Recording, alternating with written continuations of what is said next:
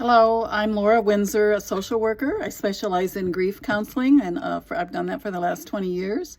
And I facilitated grief groups for Conley Outreach Community Services for 15 years. Over the years, I have found that many grievers like to turn to books to help them understand and maybe get some guidance with their grief. And I'd like to share with you one of my favorites, if not the most favorite. It's called, favorite for me, excuse me. It's called Permission to Mourn, A New Way to Do Grief by Zuba. He calls it permission to mourn rather than permission to grieve, because grief are the feelings, they just come, and that's what we feel on the inside. Mourning is how we express it and get it out.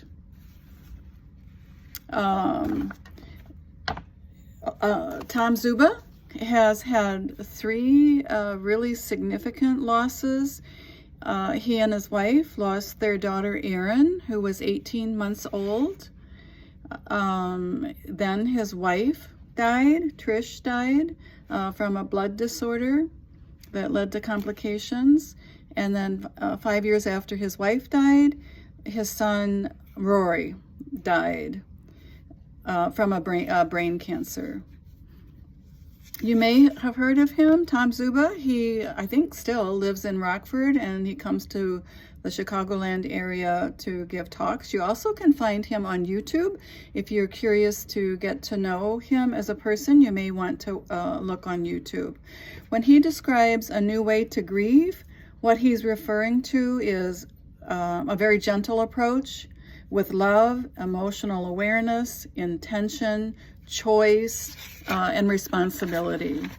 In the foreword to the book, he says that his approach is about becoming aware, experiencing the enormity of the grief, power and grace in your life, and creating with love each moment. And he says this is what we were born to do. Zuba says that his approach is rooted in hope and possibility, with a promise of a new joy-filled life, and he believes in saying yes to life. The book is written in free verse poetry. Readers describe it as very poetic. It's a beautiful, beautiful book. Let me read from the table of contents the title of a few of the poems that are in the book. We dance between both worlds, choose life, choosing to heal, words have power, you are stronger than you think, and creating a space for hope. Those are samples of the poems that are in the book. In the beginning of the book, in his foreword, one of the things I like is some of the books that were significant to him and helped him in his grief processes, and they all look, some of them I've read myself and found them helpful, and so you may want to use that as a resource. The first 2 chapters of the book, first 2 poems in the book, are particularly poignant. You can find chapter 1 read by a healthcare professional on YouTube.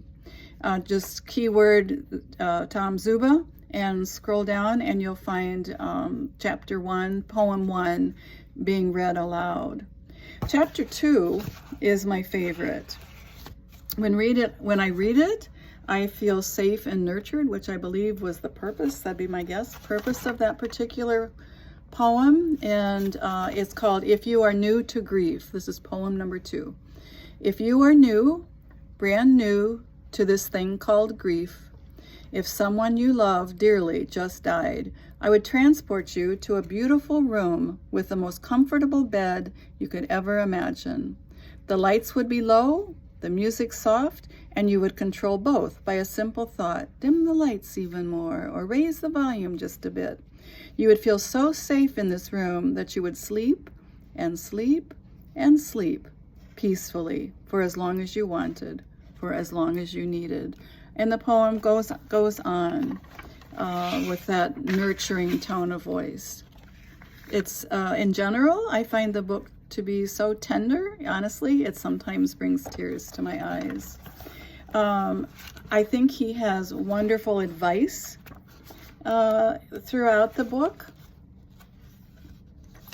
And one of them that's particularly helpful to me and to others is when your life has been shattered in millions of pieces, which is often how it feels, you need to take it slow.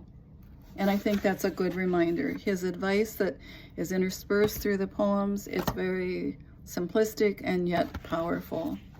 Chapter 4, Poem 4 is about feelings. Poem 5 is about choosing life. He describes his struggle with going on living in that chapter. One more reading from the book where he talks about, I decided to live. I decided to choose to live. It's a decision I've made many, many, many times since, in the face of my daughter's death, in the face of my wife's death, in the face of my son's death. It's a decision you will have to make too, not just once, but over and over and over again. Choose life. Say yes. Regardless of and in spite of, life has other plans for you too. Thank you very much for listening.